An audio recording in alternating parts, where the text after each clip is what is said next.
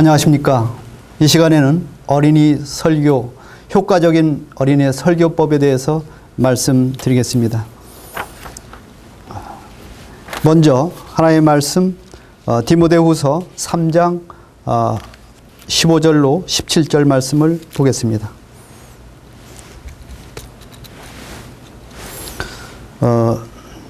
디모데후서 3장 15절로 17절 말씀입니다. 또 내가 어려서부터 성경을 알았나니 성경은 능히 너로 하여금 그리스도 예수 안에 있는 믿음으로 말미암아 구원에 이르는 지혜가 있게 하느니라. 모든 성경은 하나님의 감동으로 된 것으로 교훈과 책망과 바르게 함과 의로 교육하기에 유익하니 이는 하나님의 사람으로 온전케 하려 하며 모든 선한 일을 행하기에 온전케 하려 함이니라. 여러분, 어린이 설교를 준비하시는 교사 여러분, 우리가 성경을 가지고 어린이들에게 설교를 하실 때 바로 이 성경은 모든 그 하나님의 감동으로 된 것으로 교훈과 책망과 바르게 함과 의로 교육하기에 유익하기 때문에 우리는 전적으로 성경에 의지해서 어린이 설교를 준비해야 할 것입니다. 로마서에 있는 말씀 한 군데를 더 보시겠습니다. 로마서 1장 16절에 보시면 내가 복음을 부끄러워하지 아니하노니 이 복음은 모든 믿는 자에게 구원을 주시는 하나님의 능력이 됨이라. 첫째는 유대인에게요 또한 헬라인에게로다. 이 복음은 모든 믿는 자에게 구원을 주시기 때문에 우리가 이 어린이 설교가 얼마나 중요한 것인가, 또 복음이 얼마나 중요한 것인가를 말씀해 주고 있습니다. 이제 효과적인 어린이 설교법에 대해서 구체적으로 말씀을 드리겠습니다. 일반적으로 설교는 요리하는 것과 비교할 수 있습니다. 요리는 예술이라고도 하는데 설교도 어떤 면으로 영적인 예술이라고 말할 수 있겠습니다. 맛있는 요리 또 영양가 있는 음식이 필요한 것처럼 설교도 잘 이해할 수 있는 설교, 영적 양식으로 풍성한 설교가 요구되어진다는 것입니다. 만약에 음식이 맛이 없다면 누가 그 음식을 먹겠습니까? 설교도 맛있는 설교, 이해할 수 있는 설교, 영적 양식이 풍성한 그런 설교가 되어야 어린이들이 그 말씀에 매료가 되고 또 그들에게 도움을 줄 수 있다는 것입니다. 이제 어른 설교와 어린이 설교는 같은 하나님의 말씀을 재료로 하고 있지만 이제 그 공통점이 바로 그 설교, 어린이 설교, 어른 설교는 다 성경을 중심으로 해서 이루어지고 있다는 사실입니다. 어른에게 하나님의 말씀이 필요한 것처럼 어린이에게도 똑같이 하나님의 말씀이 필요한 것입니다. 그러므로 어린이 설교나 어른 설교는 다 같이 성경을 그 근거로 해야 한다는 것입니다. 성경이 똑같은 재료지만 어린이 설교가 어른 설교와 다른 점이 있습니다. 즉 설교가 영적인 양식을 공급하는 측면에서 살펴본다면 요리에 있어서 그 준비가 어른보다 훨씬 세심한 주의가 요구되어지고 있습니다. 어른과 어린이의 밥상 크기가 다르고 그 높이가 다르듯이 그 전달 방법에 있어서도 차이가 있다는 사실을 간과해서는 안 되겠습니다. 세 번째로 어른의 식사량이 다르듯이 주의 집중력이 다르다는 것입니다. 그 분량이나 그 시간면에 있어서도 어른과 아이는 차이가 있다는 것입니다. 네 번째로 어린이의 식사 도구가 어른과 다르듯이 음식을 담는 그 그릇이 다 다르다는 것입니다.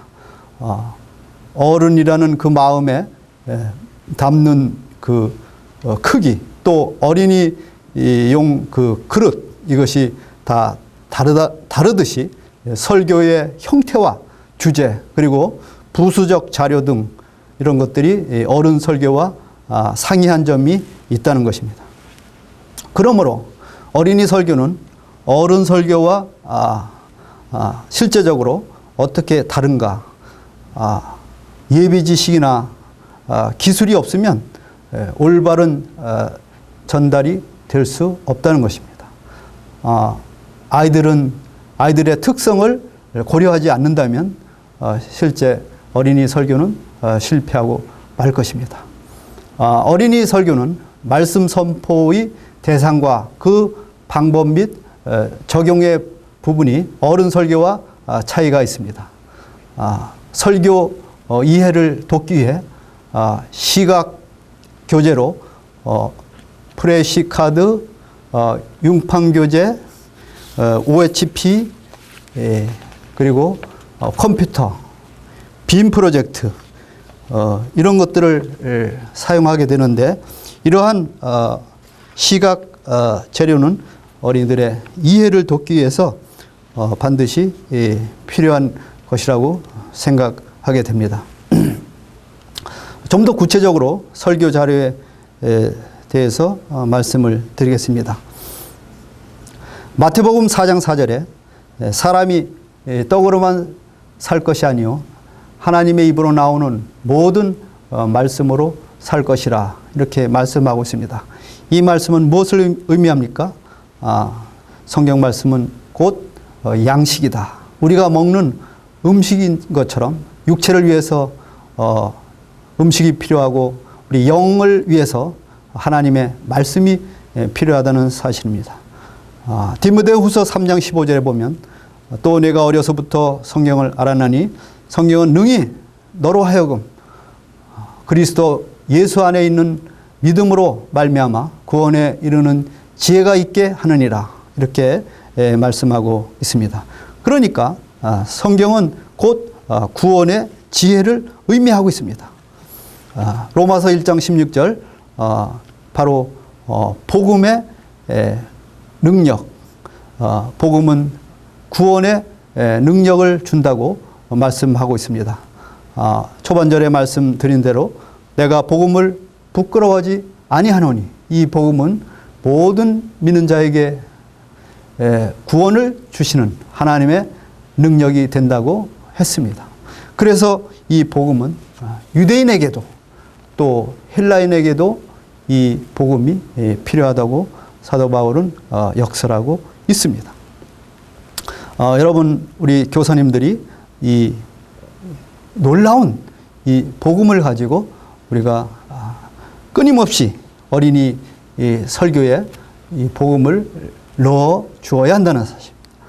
이제 시편 119편 105절을 보시면 주의 말씀은 내 발의 등이요 내 길의 빛이라고 말하고 있습니다.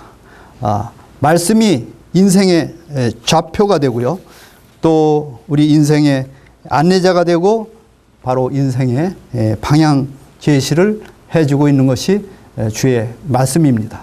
말씀을 따라 살아갈 때 그의 인생은 바로 영적인 성공을 하는 그런 삶이다, 이렇게 생각해 볼 수 있습니다. 말씀이 모든 삶의 기준이라면 성경이 모든 설교 자료의 기본적인 그 골격을 이루고 있는 것이 당연하다 말씀드릴 수 있습니다. 이제 설교 자료의 종류에 대하여 살펴보겠습니다. 근본적인 설교 자료는 말씀드린 대로 오직 성경의 말씀이 그 기본 틀이 되겠습니다. 두 번째로 일반적인 설교 자료로 서적, 부재료, 기타 자료, 예화, 이런 것들이 보조적 자료가 되겠습니다. 성경 말씀이 생선의 뼈라면 예화나 기타 자료는 생선의 살이나 지느러미와 같은 그런 역할을 하고 있다는 것입니다. 여러분들 생선 좋아하십니까? 생선을 여러분들이 드실 때 반드시 생선 안에는 뼈가 존재하고 있습니다. 이 뼈는 바로 우리가 영적으로 생각해 볼 때 또 설교를 할 때 바로 성경의 그 진리의 말씀이 되는 것입니다. 그러나 그 전달 방법에 있어서 그 부재료는 바로 살이나 그 지느러미와 같은 그런 역할을 한다는 것입니다. 설교 자료의 확보하는 그 실제적인 방법은 바로 어린이 설교는 특성을 고려해 주어야 한다는 것입니다. 이는 곧 어린이 설교의 제약성이 있기 때문입니다. 어린이 설교의 특징으로 몇 가지를 살펴본다면 첫째, 어린이 설교는 어른과 달리 그 집중력 시간이 짧다는 것입니다. 어린이는 15분에서 20분 사이에 거의 그 어린이 설교의 말씀이 증거되어져야 할 것입니다.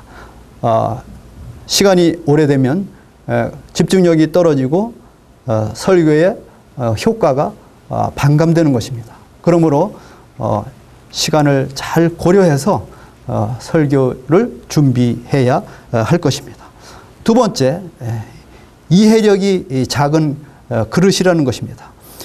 여러분, 어린이들은 그 이해력이 있어서 어른보다 훨씬 그 그릇이 작습니다.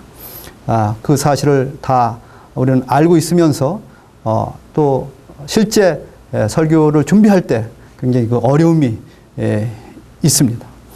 그러나 어린이들에서 우리가 잘 살피면서 어떻게 그 이해력을 가지고 그들에게 참 설교로 그들을 설득할까, 또 그 영적인 부분을 우리가 터치할까 하는 부분은 우리 설교자의 담당이고 책임이고 그 특성을 고려해야 할 줄로 압니다. 또 생각이 단순하다는 것이 어린이 설교의 그 특징이겠습니다. 복잡한 설교는 결코 어린이들이 이해할 수가 없습니다.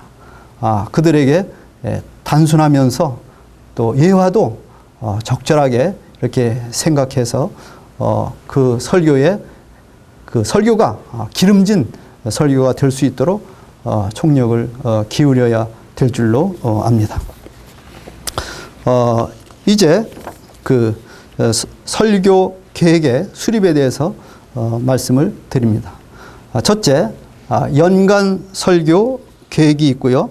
월별 설교 계획이 있고 계절별 설교 계획과 절기 설교 계획으로 나누어 볼 수 있겠습니다.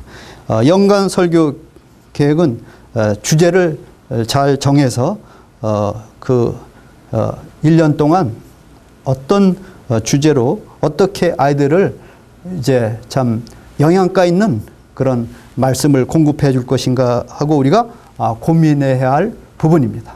월별 설교 계획도 이 단계별로 몇 월까지는 어느 단계까지 또 다음에는 어느 단계까지 할 것인가는 철저한 어린이 설교의 계획을 가지고 있어야 한다는 것입니다.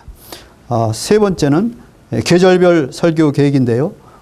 봄, 여름, 가을, 겨울 이 4계절에 맞춰서 어린이들이 적절하게 설교를 잘 들을 수 있도록 그들의 귀를 열어주고 그들의 마음을 열어주고 그들에게 주님의 사랑을 나타내 보여주어야 할 것입니다. 또 절기 설교 계획을 가지고 여러분들은 성탄절, 성탄절과 부활절과 추수감사절을 통해서 각각 그 성격에 맞는 절기에 맞는 설교를 함으로써 효과적인 어린이 설교를 할 수 있으리라고 생각합니다. 이제 설교 자료 정리법에 대해서 말씀을 드리겠습니다.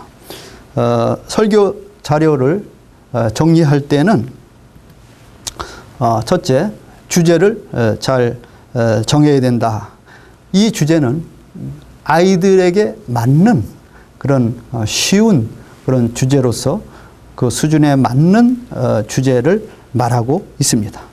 두 번째, 본문을 잘 택해야 한다는 것입니다. 너무 어려운 계시록 부분을 선정한다든가 또 좀 어른도 이해하기 어려운 부분을 그 선생님이 어떻게 이렇게 깨닫고 그런 부분을 한다는 것은 조금 문제가 있습니다. 주로 그 본문을 선택할 때는 성경의 인물이나 또는 그 사건 중심적으로 이렇게 선택하는 것이 무난하리라고 생각을 해 봅니다. 세 번째로 본문 내용을 잘 정리해야 한다는 것입니다. 이제 본문 내용을 잘 정리한다는 것은 이 관찰 부분이 되겠습니다. 우리 설교는 관찰과 해석과 적용 이 세 부분으로 나누어 생각할 수 있는 것입니다. 잘 관찰을 해야 이것을 또 해석할 수 있고 또 이 해석이 잘 되므로 우리가 이제 적용할 수 있다는 것입니다. 네 번째로 강조점을 정립하라는 것입니다. 어느 부분에 이 본문에 강조점이 있는가 하는 것을 설교자가 잘 보완하고 찾아내야 한다는 것입니다. 다섯 번째로 주제의 연결과 순서를 구분해야 되겠습니다. 주제와 그 연결과 순서가 동떨어진다면 이 설교는 좀 문제가 있을 것입니다. 그래서 그 흐름이 아름답게 주제와 연결과 순서를 구분해서 잘 정리하는 것이 필요한 것입니다. 여섯 번째로 묵상 및 설명의 보완과 수정을 거쳐야 된다는 것입니다. 충분히 그 말씀을 묵상하고 또 그 설명을 보완하고 수정을 해서 이제 설교 자료를 정리해야 된다는 것입니다. 일곱 번째로 이제 총 정리하고 어린이 입장에서 몇 차례 반추해 보는 것입니다. 이렇게 설교하면 아이들이 잘 들을 수 있을까? 다시 한번 이런 방법은 어떨까 하면서 어린이 입장이 되어 보라는 것입니다. 거울을 놓고도 생각해 보시고 또 주제를 다시 한번 생각해 보고 또 묵상하고 또 보완할 것이 필요한 것입니다. 여덟 번째로 이제 마지막 이것이다 이렇게 생각되었을 때 시각화 작업을 하게 됩니다. 여기에 맞는 예화라든가 또 어떤 시각화를 해서 그 설교에 도움을 줄 수 있는 그런 방법을 강구해야 된다는 것입니다. 마지막으로 아홉 번째, 기도를 하고 그 충분한 기도로서 이 설교가 전달되어질 수 있도록 이제 설교자는 충분한 기도를 하고 무릎을 꿇을 줄 알아야 되겠습니다. 이제 어린이 설교의 조건과 그 표현법에 대해서 좀 말씀을 드리겠습니다. 어린이 설교의 조건으로 첫째로 성경적이어야 된다. 이건 두말할 나위 없이 그 근거가 그 조건이 바로 성경에서 시작되기 때문입니다. 두 번째, 성경의 인물이나 사건 중심적으로 표현이 되어야 되고 또 그 방법에 있어서 설교에 있어서 힘을 실어주고 어린이들이 잘 이해할 수 있는 길은 인물 중심, 사건 중심 거듭해서 반복해서 말씀을 드리는 것입니다. 세 번째, 복음의 메시지가 분명해야 한다는 것입니다. 설교를 했을 때 이 복음이 들어가 있지 않는 설교는 그 설교의 가치가 떨어지고 또 무의미한 것입니다. 주님의 보혈이 들어가 있고 또 그 십자가의 원리와 또 주님이 어떤 분인가를 명확하게 제시해 주므로 어린이의 그 마음속에 이 백지 같은 어린이 마음에 밑그림을 잘 그려주는 그런 어린이 설교의 특성을 살려 주어야 할 것입니다. 네 번째로 실생활에 적용할 수 있는 범위여야 한다는 것입니다. 아이들과 너무 동떨어진 그러한 적용은 아무 소용이 없습니다. 아이들은 단순하게 가정에 있고 또 학교에 가고 또 친구들하고 이렇게 범위가 한정되어 있습니다. 우리가 이 적용면에 있어서 이런 것을 잘 해주지 않으면 우리가 그냥 설교는 듣는 것으로 끝나고 말 것입니다. 이제 어린이 설교의 표현법에 대해서 말씀을 드리겠습니다. 메시지는 그 내용 자체의 전달력이 7%밖에 안 되고요. 표현으로 하는 전달력이 약 93%의 비중을 차지한다고 합니다. 그러니까 표현이 얼마나 중요한 것인가. 표현의 전달력 이것이 93%라고 하니까 우리가 고민해야 할 부분입니다. 표현에 3요소가 있는데 첫째 신체, 둘째 위치, 셋째 언어 구사력입니다. 이 신체에는 손, 발, 눈, 단정한 복장 이런 것들이 바로 신체적인 부분인데 설교자가 이런 부분에 있어서 아이들에게 설교를 듣는데 집중할 수 있는 그런 복장을 갖추고 손과 발과 눈을 우리가 아이들에게 그 설교 듣는데 방해되지 않는 그런 조건을 제시해야 된다는 것입니다.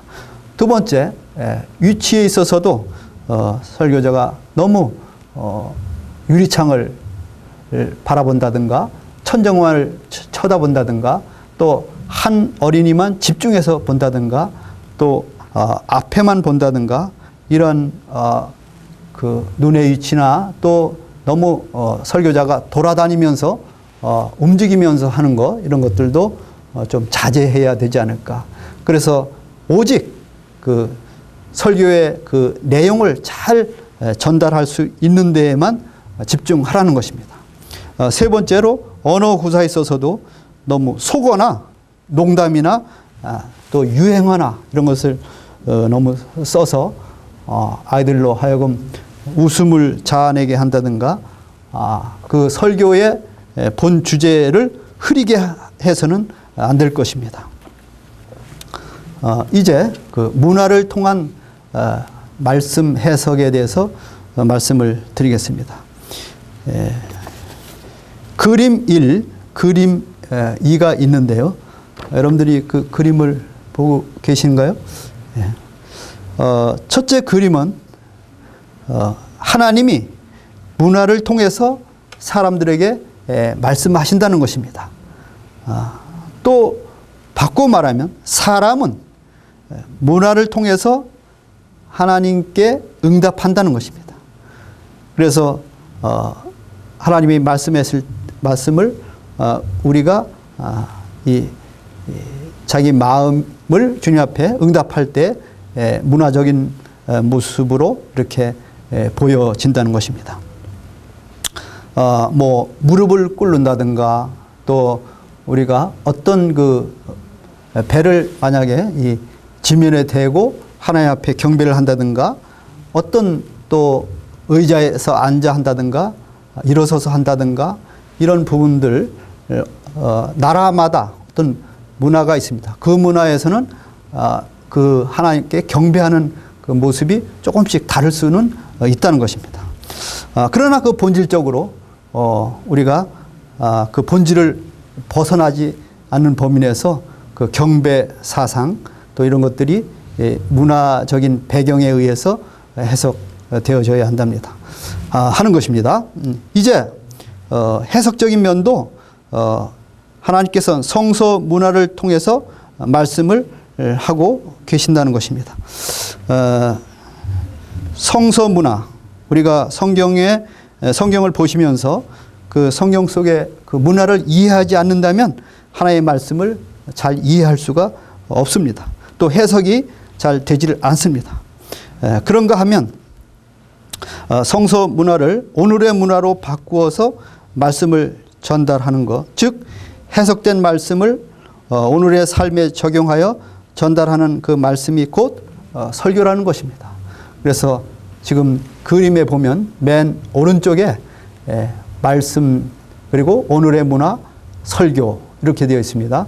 설교는 하나님의 말씀을 성서 문화에서 하나님의 말씀을 찾아서 해석해서 오늘의 문화로 바꾸어서 말씀해 주는 것, 이것을 우리가 설교라고 말할 수 있겠습니다. 이제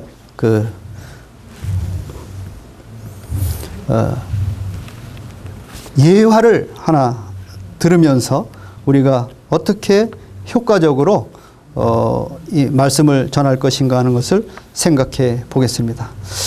관찰, 해석, 적용 세 부분으로 나누면서 우리가 이 설교를 준비하게 되는데요. 이 누가복음 10장 25절로 37절 말씀을 통해서 어떤 율법사가 예수님께 나와 내 이웃이 누구입니까? 이렇게 질문하는 그런 광경을 보게 됩니다. 우리 다 같이 누가복음 10장 25절을 찾아보겠습니다.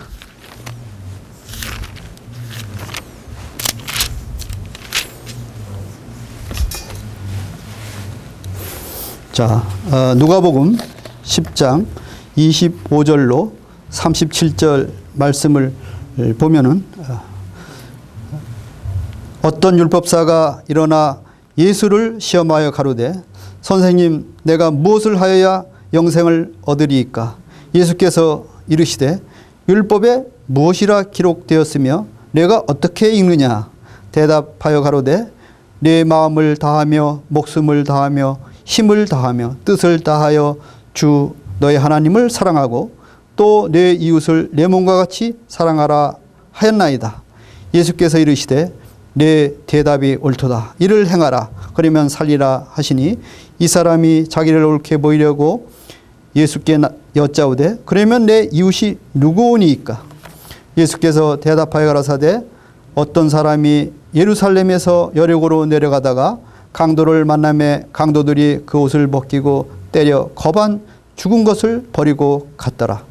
마침 한 제사장이 그 길로 내려가다가 그를 보고 피하여 지나가고 또 이와 같이 한 레인도 그곳에 이르러 그를 보고 피하여 지나가되 어떤 사마리아인은 여행하는 중 거기 이르러 그를 보고 불쌍히 여겨 가까이 가서 기름과 포도주를 그 상처에 붓고 싸매고 자기 짐승에 태워 주막으로 데리고 가서 돌보아주고 이튿날에 데나리온 2를 내어 주막 주인에게 주며 가로되 이 사람을 돌보아주라. 부비가 더 들면 내가 돌아올 때 갚으리라 하였으니 내 의견에는 이 세 사람 중에 누가 강도 만난 자의 이웃이 되겠느냐? 가로되 자비를 베푼 자니이다. 예수께서 이르시되 가서 너도 이와 같이 하라 하시니라. 본 말씀이 좀 길지만은 이 중요한 내용이 담겨져 있습니다. 우리는 여기서 먼저 관찰을 하고 또 해석을 하고 적용을 한번 해 보겠습니다. 첫째, 이 관찰은 누가 언제 무엇을 어떻게 왜라는 육하원칙에 의해서 우리가 관찰을 할 수 있겠습니다. 여러분들이 여기에서 관찰을 스스로 좀 해보실 수 있길 바라고, 중요한 것은 이 율법사가 예수님 앞에 당당히 내가 이렇게 했다. 이제 참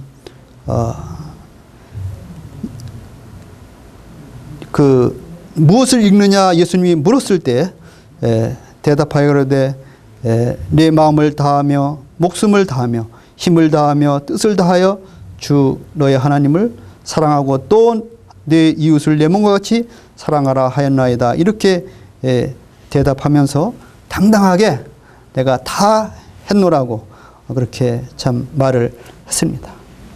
그럴 때 예수님이 그럼 내 이웃을 내 몸과 같이 사랑하라 하는 그 말씀에 대해서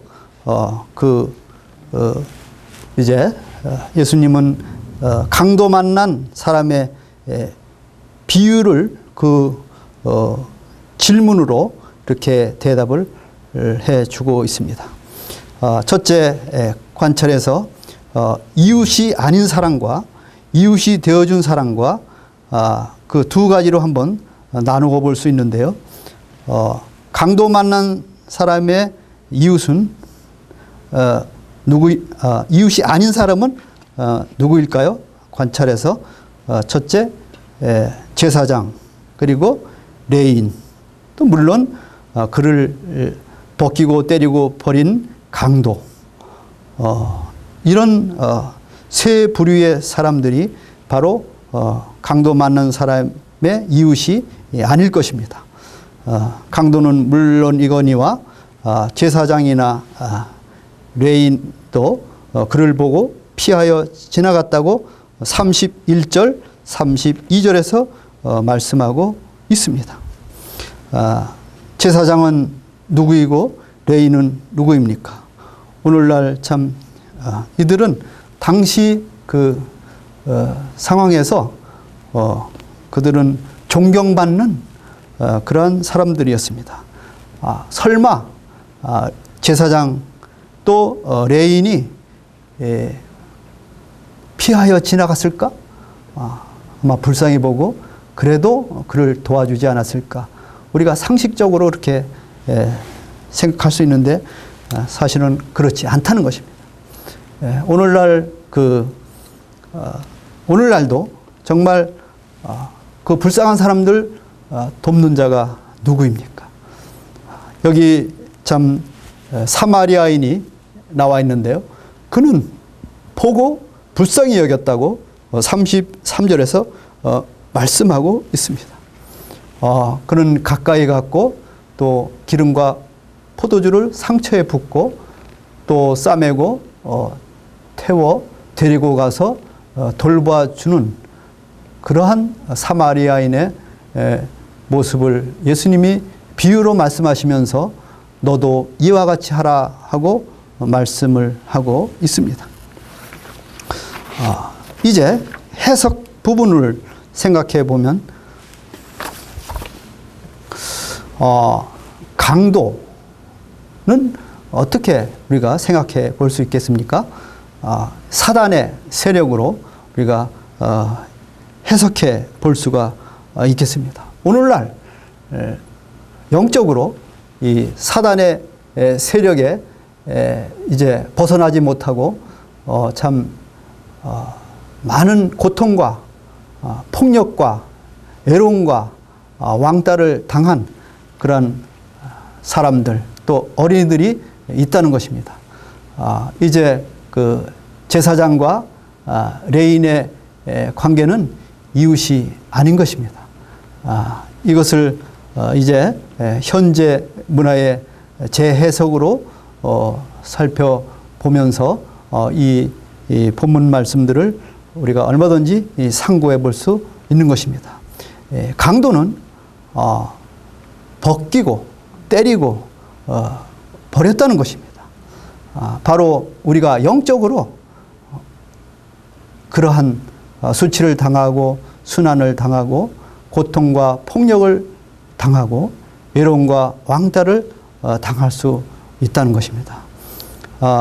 이제 그 반면에 사마리아인은 어떻습니까? 사마리아인은 바로 진정한 그의 이웃이 되어 주었다는 것입니다. 바로 영적으로 우리의 참 주님이 우리를 살펴주시고 이 사단의 그 무서운 세력에서 우리를 구원해 주신 분이 주님이십니다. 이런 부분을 잘 해석해 줄 때 이제 적용 부분으로 들어가서 우리가 이렇게 적용을 해 볼 수가 있겠습니다. 현재 나의 진정한 영적 이웃은 누구일까요? 여러분들 이런 부분이 그 주님으로 답이 나올 수 있다면 이 설교는 아마 제대로 잘 된 것이라고 볼 수 있겠습니다. 두 번째로 내 이웃에게 대한 나의 실제적 태도, 가족, 친척, 친구에 대한 나의 자세는 어떠한가 하는 부분에 대해서도 그들에게 적용 부분에서 놓쳐서는 안 되겠습니다. 나의 진정한 이웃이 주님인 것과 또한 내 이웃에게는 구체적으로 어떻게 도움을 줄 수 있을까 하는 것을 생각하게끔 해 주어야 한다는 것입니다. 어린이 설교와 어른 설교의 공통점과 차이점을 알아보았습니다. 또 어린이 설교의 조건과 표현법에 대해서 말씀을 드렸습니다. 또 어린이 설교의 작성법에 대해서도 말씀을 드렸습니다. 또 이 성경을 어떻게 관찰하고 또 해석하고 또 적용해서 어린이 설교에 사용할 것인가 하는 부분에 대해서도 말씀을 드렸습니다. 여러분이 이 어린이 설교에 대해서 계속적으로 이제 연습하시고 또 훈련하시고 이렇게 해서 좋은 어린이 설교를 하실 수 있기를 바라면서 여기 몇 가지 그 숙제 아닌 숙제를 한번 제시해 보겠습니다. 마가복음 5장 25절로 34절에 보면은 그 본문 말씀을 가지고 이제 이 과학적인 방법 또 시각적인 원리로 설교문을 한번 작성해 보셨으면 하는 바람이 있습니다. 이 전기회로의 원리를 이용해서 구원의 원리를 한번 생각해 보도록 연구해 보시는 것도 참 재미있을 것입니다. 또 마태복음 8장 5절로 13절을 본문으로 해서 무선 전파의 원리를 영파의 원리로 적용해서 설교를 한번 작성해 보셔도 재미있으실 것입니다. 로마서 8장 28절로 30절을 통해서 누에의 성장 과정을 원리로 적용해서 설교문을 작성해 보셔도 좋을 것입니다. 에베소서 4장 15절로 16절 본문을 통해서 마치 알, 애벌레, 번데기, 나방 등 곤충의 성장 과정을 통해서 이렇게 성숙해 간다는 것을 이렇게 알려주는 그러한 설교의 어린이 설교를 한번 연습해 보시는 것도 바람직하리라고 생각을 합니다. 디모데전서 6장 3절로 6절을 통해서 이 교만에 대한 그런 교훈을 이제 설교문으로 작성해서 연습해 보시는 것도 매우 효과적이라고 생각을 합니다. 이 시청각 재료로서는 이 풍선에 이제 바람을 넣어서 빵빵하게 하신 다음에 그 풍선을 풍선 겉에 매직으로 교만 이렇게 쓰시고 바람을 계속 불어넣어서 이 풍선이 터지는 모습을 통해서 우리가 교만한 경우에 오는 그런 병폐를 또 얼마나 이것이 좋지 않다는 것을 알게 해주는 그런 설교 예문이 필요한 것입니다. 경청해 주셔서 감사합니다.